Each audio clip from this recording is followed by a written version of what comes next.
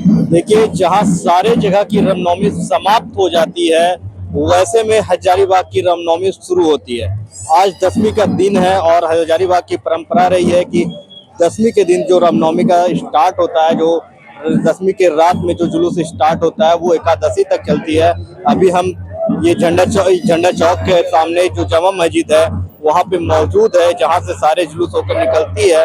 हम आपको दिखा रहे हैं कि ये जो आप वीडियो से देख सकते हैं कि जो सामने जो रास्ता है, ये झंडा चौक है और इसी रूट से जो सारे जुलूस है, जितने भी अखाड़ा के वो जुलूस आते हैं और जो जुलूस मार्ग है उसमें होते हुए सारे ये जो जामा मस्जिद का रोड है, जहाँ से सारे जो अखाड़ा के जुलूस है वो इसी रोड से होते हुए निकलते हैं और उसके बाद वहाँ से सारे अखाड़ा अपने अपने मोहल्ले की ओर लौटते हैं। हम आपको बता दें कि इस बार की रामनवमी में प्रशासन सुरक्षा को लेकर भी काफी मुस्तैद है। आप देख सकते हैं कि हमारे सामने एक स्टेज बना हुआ है जो मंच प्रशासन का रहता है। आपको बता दें कि हर साल प्रशासन के द्वारा 3 मंच बनाया जाता था, लेकिन इस बार प्रशासन के द्वारा 10 मंच बनाया गया है। जो एक मंच ये जो सबसे मेन मंच है, जो जामा मस्जिद चौक के सामने रहती है, आप देख सकते हैं कि इसमें कुछ हेल्पलाइन नंबर भी दिया गया है, जो कि अगर जुलूस के दौरान कोई ऐसा जरूरत रहा तो उसके लिए जो आपका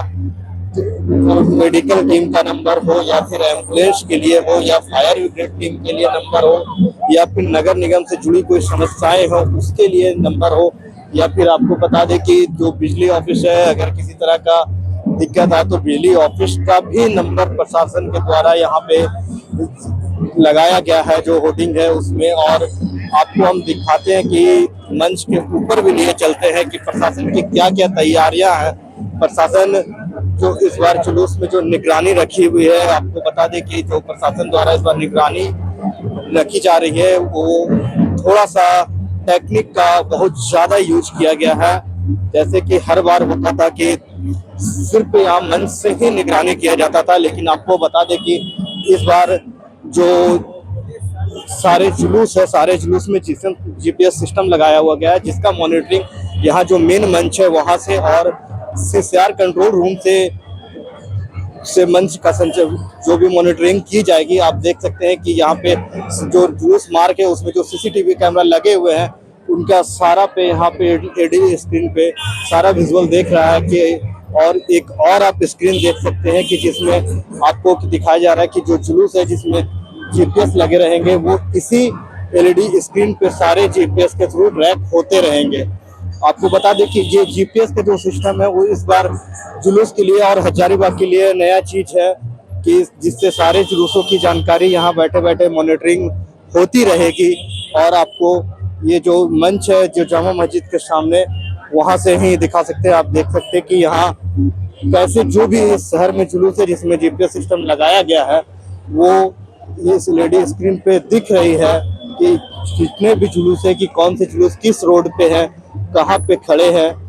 उसके बाद इसमें एक इस बार सुविधा और भी दी गई है कि इस मैप के द्वारा प्रशासन को ये जानकारी मिलते रहेगी कि किस जुलूस के आसपास कौन सा हॉस्पिटल है, क्योंकि आज देखा जाता है कि जुलूस के दौरान बहुत लोग चोटिल भी होते हैं। उसके लिए भी अगर पहले देखा जाता था कि लगभग जो बाहर प्रशासन के लोग रहते थे, जिनको जानकारी नहीं रहती थी कि आसपास कौन सा अस्पताल है या नहीं है, तो सबको सदर अस्पताल ही भेजा जाता था। लेकिन इस बार मैप के द्वारा ये सुविधा दी गई है कि उसमें जो भी आसपास के हॉस्पिटल है वो दिखते रहेंगे, और वो मैप के द्वारा जो भी वहाँ पे प्रशासन के अधिकारी जो भी सुरक्षा में मजिस्ट्रेट रहेंगे वो वहाँ से वो जानकारी ले सकते हैं, और जो भी घायल व्यक्ति है उसको उसी के द्वारा तुरंत इलाज मिल सकता है।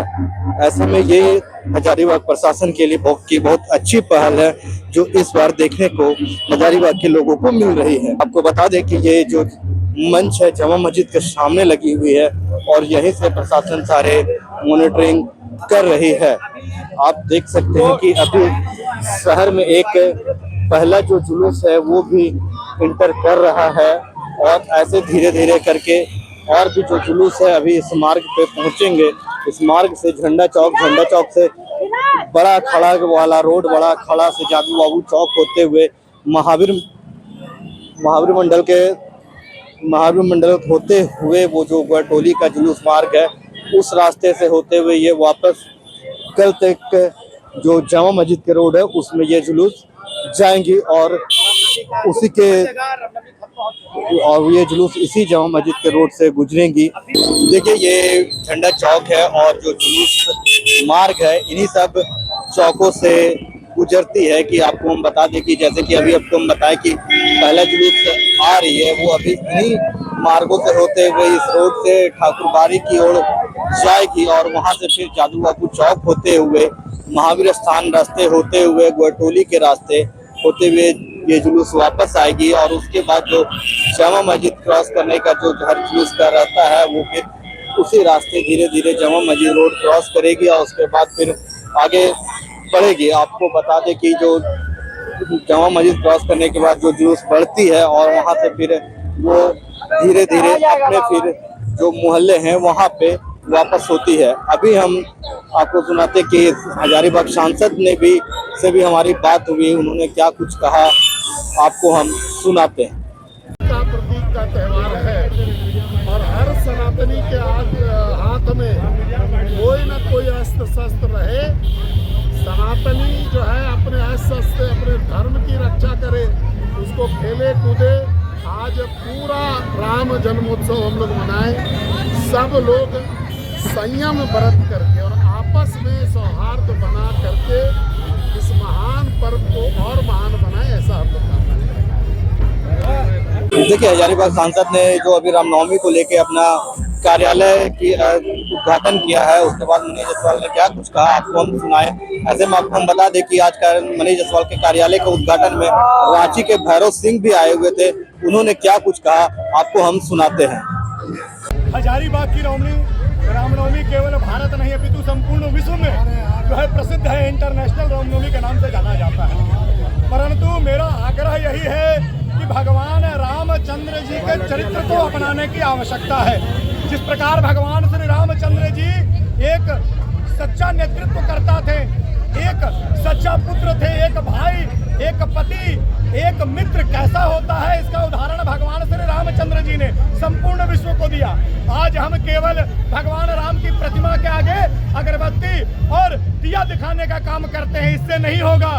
यह सनातन धर्म का जो है स्वभाव नहीं है। राम के चरित्र को अपनाने की आवश्यकता है। जिस दिन भारत का प्रत्येक सनातनी राम के चरित्र को अपने अंदर स्थापित कर लेगा उस दिन समूल परिवर्तन होगा और भारत विश्व गुरु बनेगा।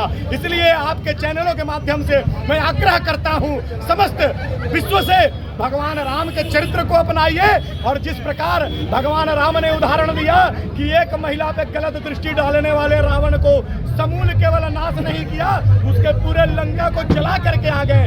उसी प्रकार अगर किसी बहन, किसी भगनी, किसी माता के ऊपर कोई गिद्ध दृष्टि डालता है तो उसका वध करना ही वास्तविक धर्म है, वह गलत नहीं होगा। जिस दिन इस प्रकार का चरित्र सभी सनातनी अपना लेंगे उस दिन किसी की औकात नहीं होगी किसी एकमात्र शक्ति पे गलत दृष्टि डालने की। रामनवमी में यही संकल्प ले, यही आग्रह है। जय श्री राम। हमारे साथ बात करने के लिए सैफाली गुप्ता जी है। आज रामनवमी का त्यौहार है, क्या कुछ वो कहते हैं आपको सुनाते हैं। हमारे रामनवमी का त्यौहार है, क्या कहेंगे? आज पूरा भी यहाँ पे हजारीबाग में खास तौर से तो बड़े उत्साह और जोश के साथ सब राम भक्त हैं। पर कुछ घटनाएं हमारे झारखंड में जो हुई हैं इन रामनवमी के दौरान में, ये बहुत ही शर्मनाक बातें हुई हैं।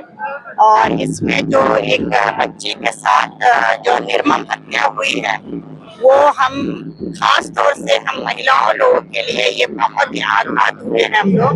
अगर इसमें अगर सरकार और प्रशासन अगर एक्शन नहीं लेती है और इसका जवाब और उसको न्याय नहीं दिलाती है तो हम लोग भी रोड पे उतरेंगे इसके लिए।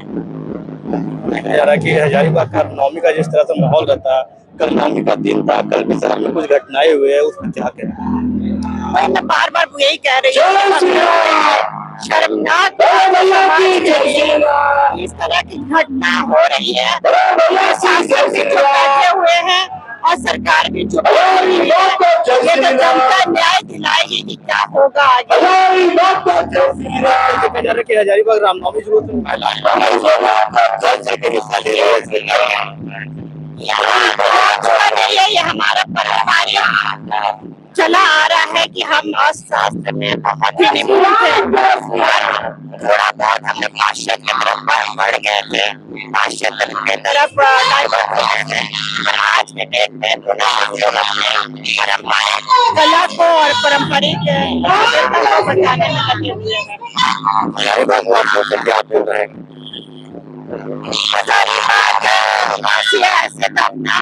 सबको यही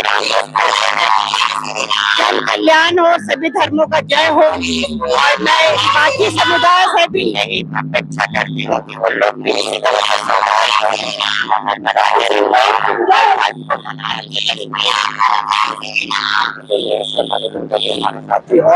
तो आपने देखा कि आज दसवीं के दिन को लेकर आप लोगों ने क्या कुछ कहा।